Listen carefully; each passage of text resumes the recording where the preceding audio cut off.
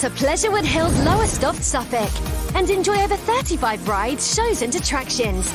Book online today for great savings at pleasurewoodhills.com. Pleasurewood Hills, the fun starts here. All around the world, people everywhere wanna have fun, fun, fun, fun, fun. Wow, that was an amazing video, Andy. Thank you very much. That's a great example of how a theme park should look like. Hi, everybody. Welcome. Welcome to this Blooloop V-Expo talk between Convious and Pleasurewood Hills. I'm joined by Andy Fuller from Pleasurewood Hills, and of course, we'll do a short introduction. My name is Camiel Kraan. I'm founder and CEO of a company called Convious, specialized in actually software for the leisure industry.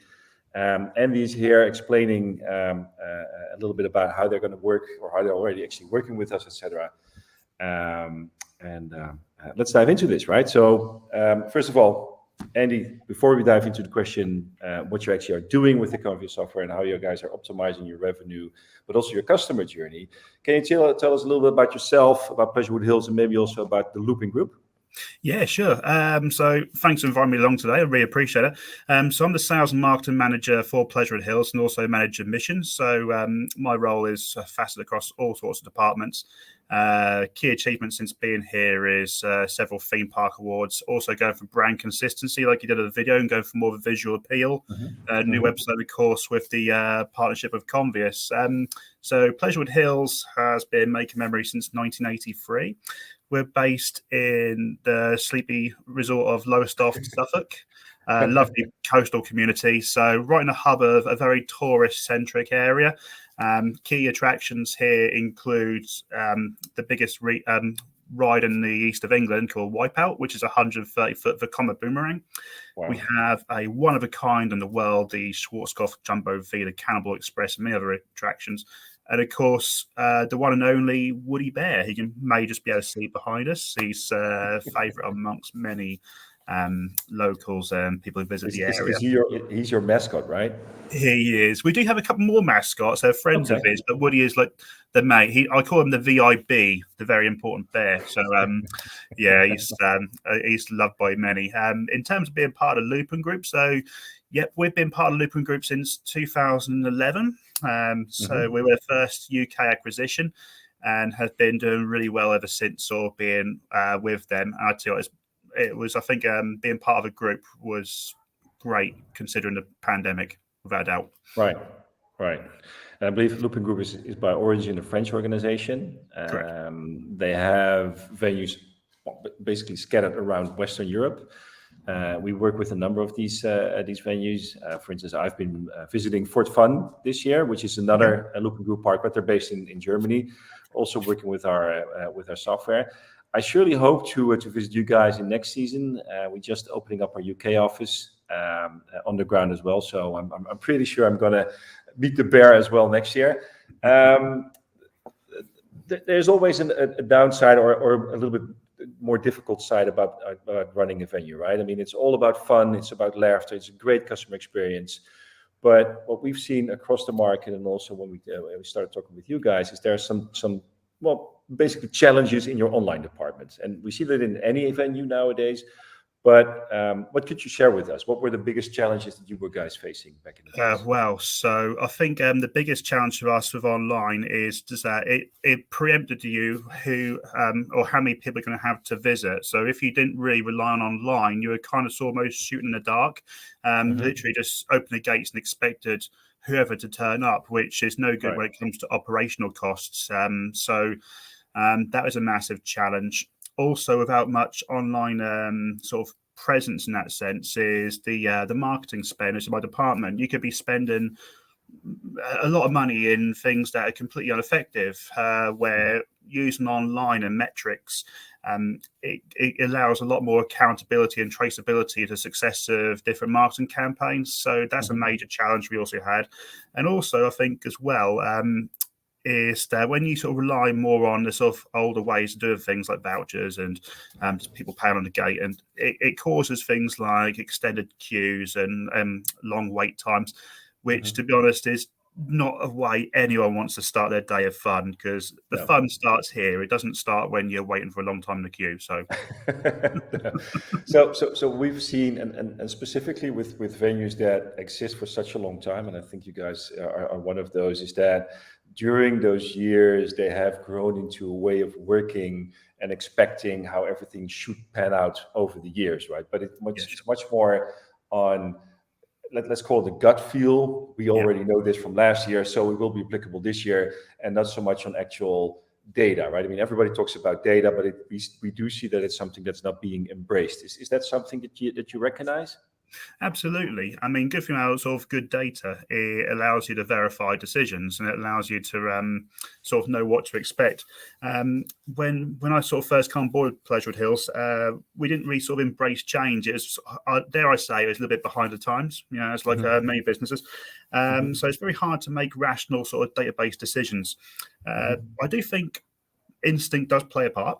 But data as well is a major thing, especially in today's digital economy. Need to know how customers behave, what their expectations are. So being internet first and definitely sort of mobile first, it allows you to give great insight and make sort of a lot better rational decisions. Yeah, I think it's a bit of a balance, right? I mean, data on Yes. itself is dry, so you need to make it applicable. On the other hand, experience is not something that you'll learn; it's that you get over the years. And I think that you guys, and basically anybody that's working in a venue, knows best how you should treat your customers while they're in the venue. Your DNA is offline, right? You are groomed and trained in how you make the customer experience as good as possible when people are actually in your park. The difference is that online people behave very differently, right? I mean, if you would compare the number of visitors online and actually buying something, and compare that with the number of visitors walking up to your box office and buying something, there's a big difference in there. And it's a balance, and data can at least help you to make decisions solid and underpinned by metrics, so that you're sure that chances of making a slip up are a little bit smaller than you would actually do on other parts. So I think that you've mentioned a number of challenges. Online was an issue, based on metric was an issue, much more a gut feel, experiences that wouldn't really go the way that you would like to go. So go to people starting with a long queue. Let's focus a little bit on about the solution, right? So can you tell me a little bit about how were you kind of searching for a solution, and what do they need to comply to? Well, for example, I mean, in our industry, it is about sort of footfall. It is about tickets and revenue go hand in hand. So ticket sales are really important for us, especially those in advance. So, but what really sort of means something for us is guest satisfaction. It's about people being excited for when they before they get here, happy when they're here, and they go on and be happy and recommend us to family and friends. So rapport is a major thing for us. So that's what we weren't really quite getting at the time. So that's where we're looking for a better solution for our ticketing. So it's about the visitor experience from start, during, and finish, and also a case of how we can follow that on. So about consistent communication, how we engage with guests, but also how we stay connected and relevant. And that is really kind of what is pushing us for such a solution. Can you tell me a little bit, before you had like this platform that you're working right now, Convious, how would you do that in the past? So how would you communicate with your visitor? Was it direct, or was it via channels? Were you using resellers? What was the kind of the way to talk to your prospective visitors? It is a whole mixture of different marketing activities. So it'd be sort of everything from, say, outdoor advertising to newspaper advertising to blanket radio advertising. Even like we didn't really embrace digital at the time. Sort of going back, because I come on board very similar to when we sort of took on Convious. So it's so kind of sort of worked together since being here, which has been great. But in that sense, yeah, there was no kind of link to the visitor journey from the start. So I definitely think it's been integral since coming on board. So yeah. Okay, so you could safely say that from also a little bit more offline marketing, you also went much more into digital online marketing. It's Absolutely. It's digital acceleration is a buzzword that we hear nowadays, specifically also in post-COVID times. Coming back to your answer, I mean, it's clear that without ticketing done right, the rest is quite useless, right? Because in the end, Yes. your domain, your website is used for people to buy a ticket or a season pass or an upgrade or food or beverage or something from the shop. It is what it is. And if you don't kind of embrace this transaction, you can kind of throw everything against your visitors. But if they Yep. don't buy stuff, it's more vanity than anything else. So Correct. one of the things that we were talking about is the customer experience. Without the transaction, there's nothing. But we also say that if you can improve this customer experience part on that level, it will even bring in more revenue than just having the transaction enabled, right? So not just ticketing, but also how do you make sure that people feel treated as a person, that it's aligned with what they would like to pay, what they would like to have, also with the group that they're in. So it's more tailored to what they need. And that's a little bit more than just ticketing from our perspective. Did you have these criteria in place, and what kind of solutions were you looking at doing this whole selection project, so to say? Okay, so I kind of sort of have to loosely take some words of my idol, which is the American entrepreneur John Taffer. He says that we're actually in the experience industry, and I didn't really know what he meant at the time, but then it's literally it just sort of clicked. So our engagement starts with the moment someone just wants to look at what you do, from the website through to everything else. So we're all part of that great experience. So anything that contributes towards that is absolutely integral. So we're kind of looking at the time for things like almost all one solution. So like everything from, like, say, park map to newsletter tools to any way we can engage with our guests. And of course, we didn't really have anything in place, and they've relying on all the antiquated ways of doing things, particularly on print, which has shifted right over to digital, which has been great, saved a lot of costs, and of course a lot more sustainable. And good for trees. Absolutely, yeah. We kind of sort of took note of our friends from across the channel in Fort Fun. So they first embraced Convious and had some really sort of great results, and they sort of pioneered the dynamic pricing. At the time, we weren't quite sure what it was. And then, of course, had some conversations with our colleagues over there, and just literally sat back and saw how it worked. And the results were absolutely staggering. But also, one thing I like about what Convious do is that we work with vendors, which kind of have their sort of like us and them at the moment, where with Convious, it's more of a partnership. The support network has been absolutely impeccable ever since. So, that's great. And of course, it's about how easy it makes it for us, and also how easy it makes it for the guests. The more easy you can make it and more convenient, it just works seamlessly. Yeah, I mean that. I think that you guys should focus on running the venue, right? And you're not an online company, so any software that you use should be empowering you, not so much being a hurdle.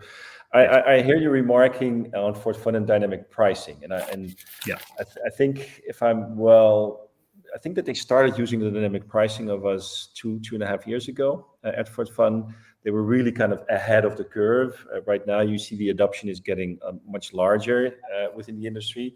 We always said that pricing within the leisure industry should not be about discounting, but it should be about optimizing. And there's a big distinction between dynamic pricing and discounting. Even more so, the actual price should increase if you use dynamic pricing right. Just look at airlines, etc. Can you tell me a little bit about how dynamic pricing is being embraced in your venue, but even more so within your visitors? Because I can understand that it's not an easy thing for you to just push live, right? Absolutely. So it was a little bit something quite different to sort of get used to. So it took a little while for us to maybe sort of communicate with our guests what dynamic pricing is, because even though we've been using it for some years through, like you say, the train lines, the airlines, it's something that sort of works and sits in the background, but it's something that we use every day. So obviously we're using it for the leisure industry is something that's new. And I think that's great to ride that wave rather than sort of having to follow it. And it's been exciting. And you're right. It's when you say, for example, discount kind of has different implications where the dynamic pricing has more fluidity to it. And it almost gives that sense of offer, but at the same time makes more profit for us, because ultimately, sort of our engagement has to go in hand with our revenue. So the actual it works absolutely perfectly for us. Is dynamic pricing so one of the reasons why we see companies flocking towards dynamic pricing is also spreading your visitors, so making sure that not everybody's just coming in on the brightest day of the week, let's say a Saturday, but also if the price is a lot lower, they will visit you on a different time slot or a different day, and maybe even if the weather forecast isn't the ultimate sunny day. Do you see that as well happening within your venue? Yes, absolutely. So as one of our challenges as well, so during a peak period, we're open every day of the week, and Right. some days which are far busier than others. But using the dynamic pricing, it makes it more attractive for those to visit on those sort of quieter days with sort of cheaper pricing. It literally then reacts accordingly.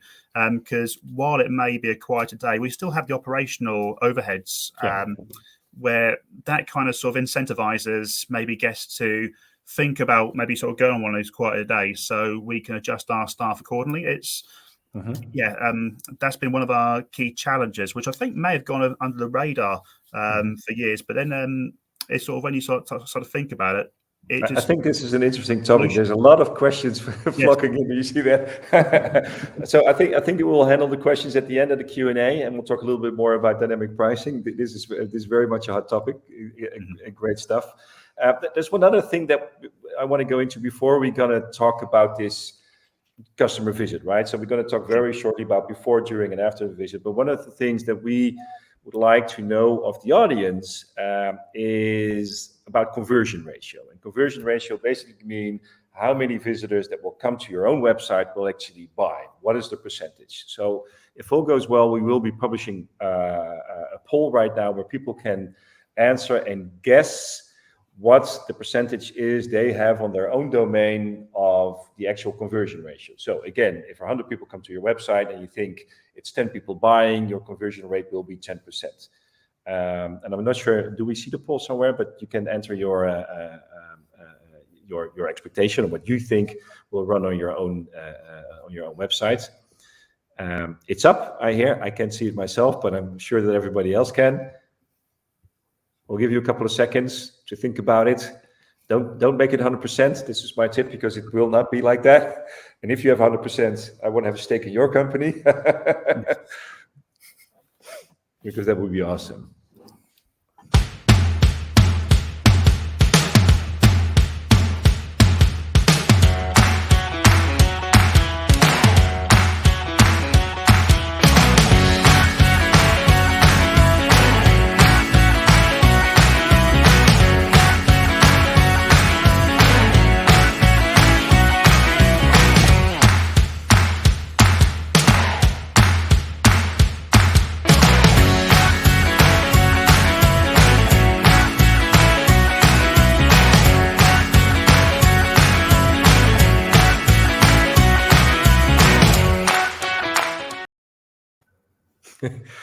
That was a great video. It could use a little bit of an intro, but thank you guys. I think that we just highlight our mobile food ordering, which also allows people that are in your venue to order food from their mobile phone. One of the features that we make available. But let's dive in. What do we have the results in? Can somebody share with me the results? 5%. So an average. Oh, I get more. Yep, 5%. So the average answer of the people within the poll is 5%. Let me tell you, the market average at this point in time is 3%. So basically, it means if you would have 5%, you would have 2 people more buying out of every 100. I have to say it's pretty close, the 3 against 5%. And I also have to say that it's not very optimistic if I compare it to people that I have talked to, because I really got 100%, 8%, 60%, which was something that's not market standard at all. So good thing is you're also able to increase it a little bit. Can you tell us a little bit about that, Andy? Do you have a little bit of insights about the results of the conversion ratio that you currently have with Convious? Yeah, absolutely. So before Convious, we had a ratio of less than 2%. It was flatlining, to be honest. And at the moment is literally just over 7. That's way bigger. That's 5%. That's great. That's awesome. I also think that it has a little bit to do about with the whole COVID situation. The digital acceleration of the people is a lot bigger. So I'm not just pounding our own chest and our partnership chest, but I also think that the audience is treating the digital channel differently than they were in the past. But it's a great number. It's thanks for sharing that with us. No problem. We have 10 minutes left, so I think that we're going to dive in a little bit into the actual customer journey that you guys are doing, right? So can you tell us a little bit more how teaming up with us with Convious increased your visitors' engagement before they visit? So not so much when they were in the park, but even when they were entering the park. Yeah, absolutely. So we have a number of different ways to engage with our guests and also personalize the experience, which is just absolutely fantastic. So a good thing that we do utilize sort of during, which I'll come on to in a minute, is the push notifications. But we also have before their entrance, we also have the email system and also the reminders for ticket purchases, which is really sort of help increase things tenfold. And of course, with the app as well, they can also have it all stored in one place. So a very short wait time with instant scan, which is recognized by our tills. The app is there with all the news and height sliders, which are great information. Also the map. It's all ready to go. So in terms of the technology that we have, the system in place, we can create a more personal experience, which has been something that Pleasurewood Hills has been longing for a long time. Okay. Did you mention that you're using the push notifications as well, or is there something about don't forget your sun protection or don't forget to bring an umbrella when it's raining? So we'd use them during the visit, but I think the pre-visit ones are something in the pipeline for the future, without doubt. Okay, cool. All right, so let's move on. Once they bought a ticket or a season pass or whatever, and they're going into your venue, how is actually Convious adding to that part as well? Absolutely. So one thing we've definitely utilised is the push notifications. So we average around about sort of 2-3 a day. So you don't want to literally overdo it, but at the same time, you want guests to be engaged with. So we do it for our show times and to welcome guests. We also use it to push food at sort of lunchtime. And we also use it to push souvenirs and also season passes for a later push during the day. And to be fair, we have seen a phenomenal season with both season pass sales and also retail and food and beverage spends. Of course, the current climate has helped contribute to that, but I think the levels of such have been unprecedented. So we've had a really, really good run. I remember you mentioning that to us, that you actually had to work overtime to get all the season passes, right? Oh, yes, absolutely. I think I literally sat there processing about, I can't say the exact number, but I was there till about 11 o'clock at night in the office, just going through them. I'm like, it will end at some point. Okay, It's all good fun. It's part of the parcel. So one of the things that we, and really from an e-commerce perspective, we see that the end of the visit is actually an opportunity to get more sales in, right? And to get not just a visitor, but get him into a fan, get him into a loyal visitor that he will come back maybe just a little bit more, or he will invite somebody else as well. Is that something that you guys are doing as well with the Convious platform, or can you tell us a little bit about that? Yeah, absolutely. So when, for example, when the person leaves the park, they'll get an automatic notification with a guest survey where people can write in with their opinions, how much they enjoyed the park. Maybe there's some improvements to be made, but whatever. We always listen to our guests, and Convious help us bridge that gap and make it all a digital seamless experience. Nice. And also we do have data as well, which of course we can use to market. And also one thing we'll be looking at in future as well is also embracing the season pass thing as well, where we can upsell a day experience with extra loyalty with a season pass purchase. Okay, nice. So I think that before we will very shortly touch, because we are away in time already, I think that everybody would like to hear what are the top 5 takeaways that you have been optimizing your guest experience and revenue by using Convious. What will be for your top 5 that actually worked out for you? 5. Okay, I'll do them in order if you like. So, do we do 5 to 1 or 1 to 5? Start with 5. Build up the excitement. First of all, is the ease of use. Nothing is more important than complete convenience for both us and the guests. Perfect. Yeah. The engagement facilities, it's a constant experience from start to finish, and during Convious has helped us achieve that fantastically. So it's seamless communication. It's not having to rely on adverts and then to make a decision. It's a conversation from start to finish, which we can which we have with our guests.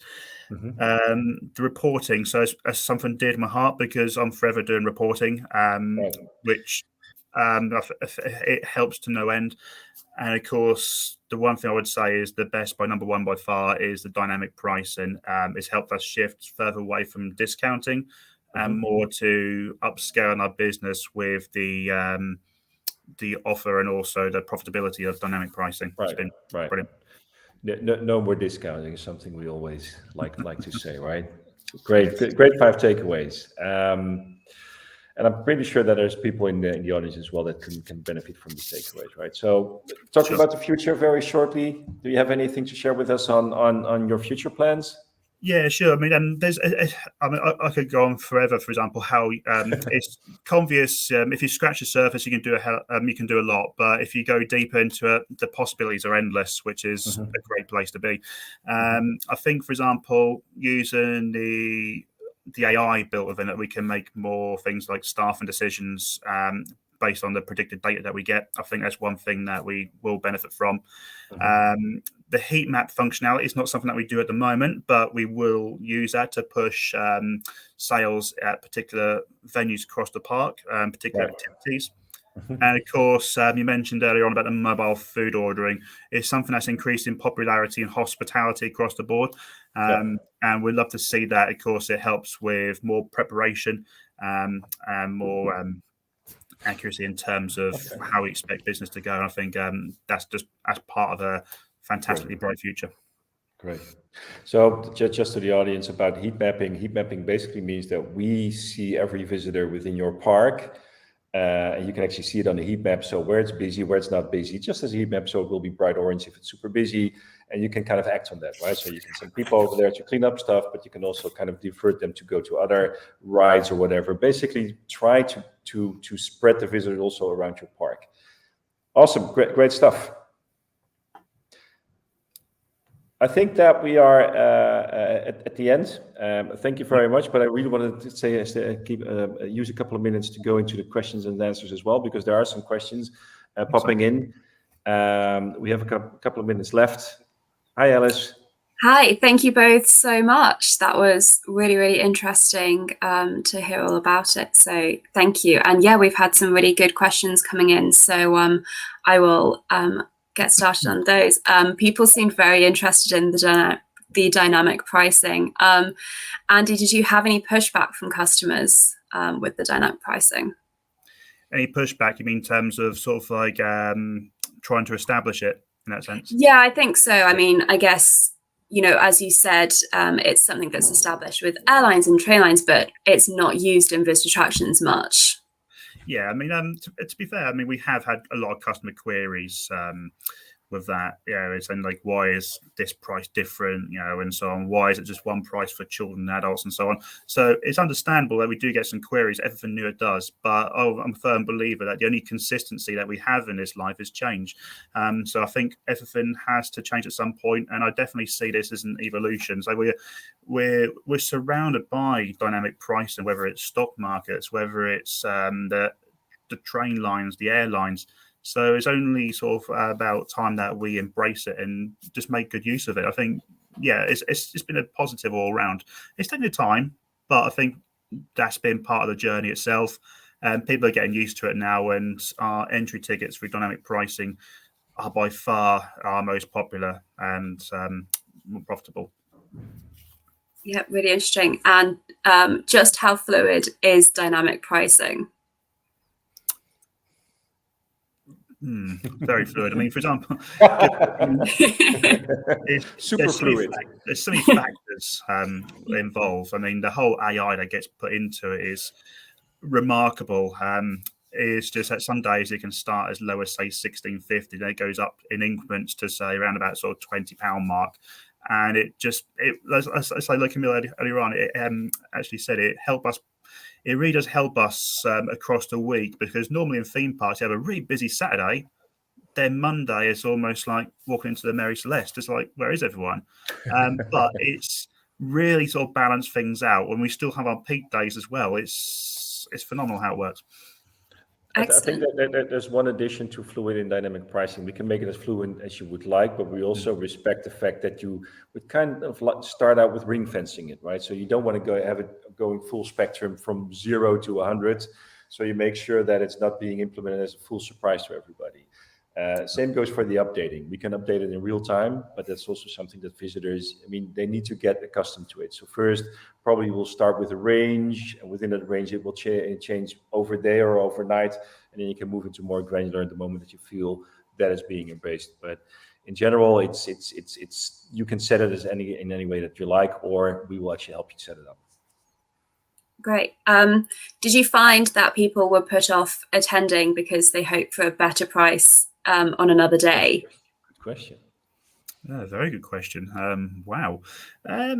Not necessarily, to be fair. We still had, for example, we're in a very sort of tourist-centric hotspot with, like, we're surrounded by holiday parks, and East Anglia is, I think, like the top 3 in terms of visit destinations from people from the Midlands, London, and so on. So we still have our peak sort of times around about sort of Monday to Wednesday. That really hasn't changed, to be fair. So it's just essentially a pricing structure has changed, and a lot more people are pre-booking their visit. Of course, the whole COVID pre-booking requirement did fuel it, and I think it was the direction we're heading anyway. So it kind of just literally pushed us further to the finish line.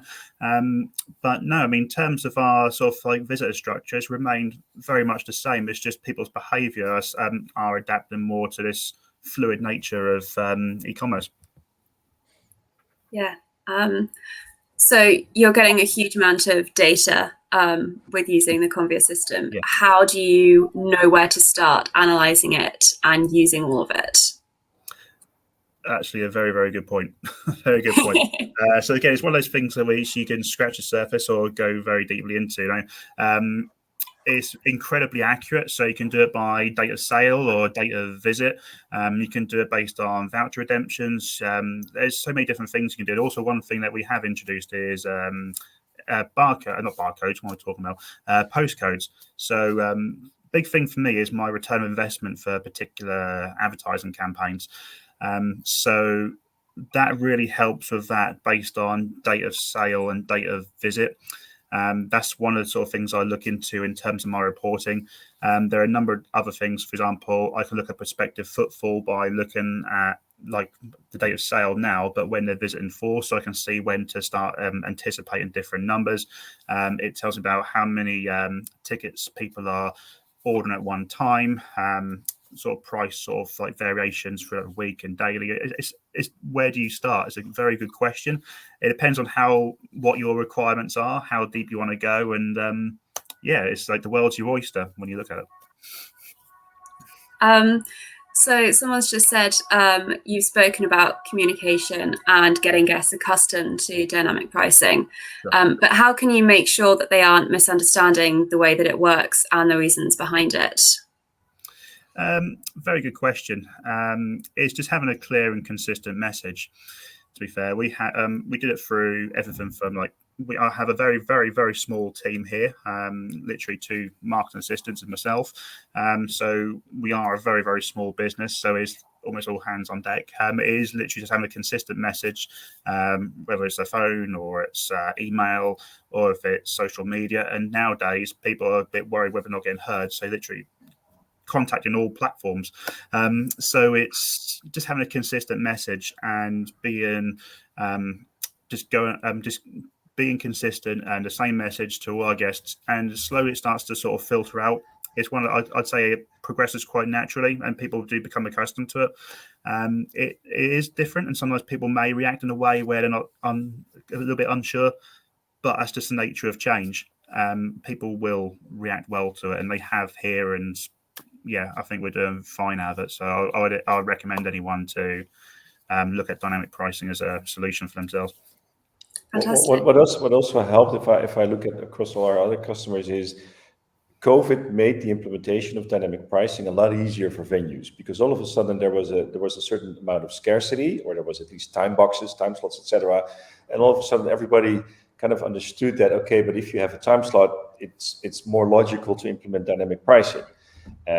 What we see across Europe is that a number of venues are keeping these time slots in place, even in post-COVID times, maybe a little bit bigger, so like 3-hour time slots, and not just 15 minutes that you can come in or whatever.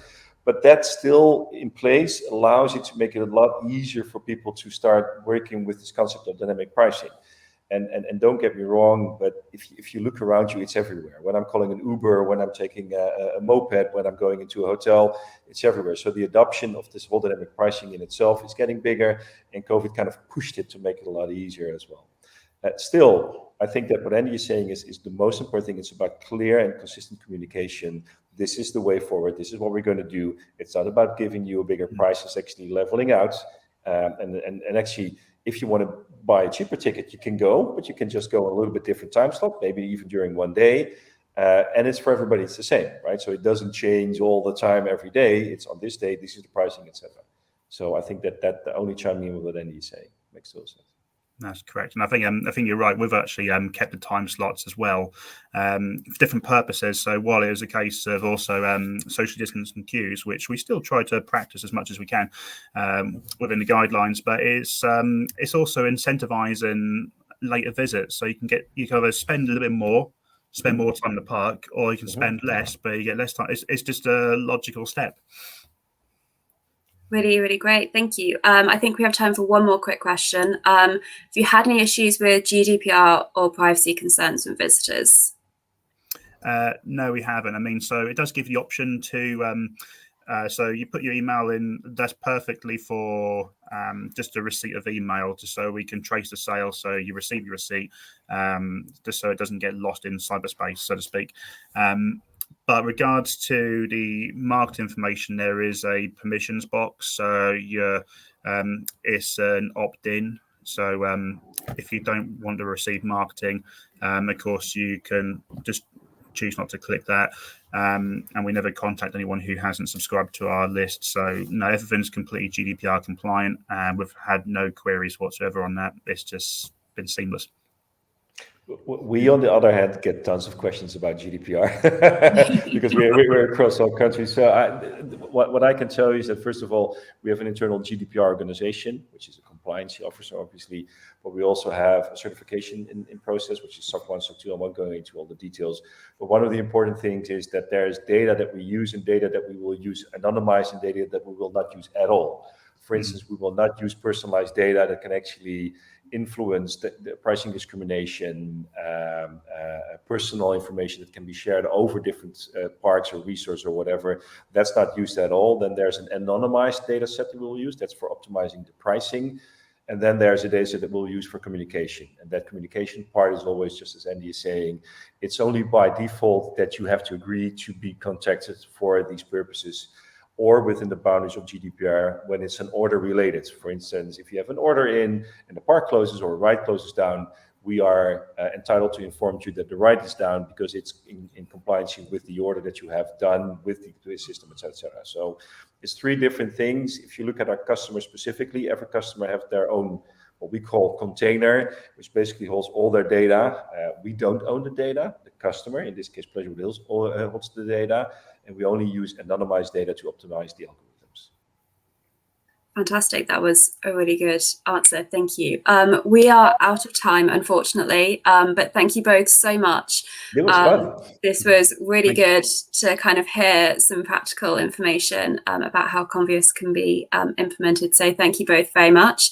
For the audience, do stick around. We have our first Innovation Award Roundtable happening in about 5 minutes on the main stage.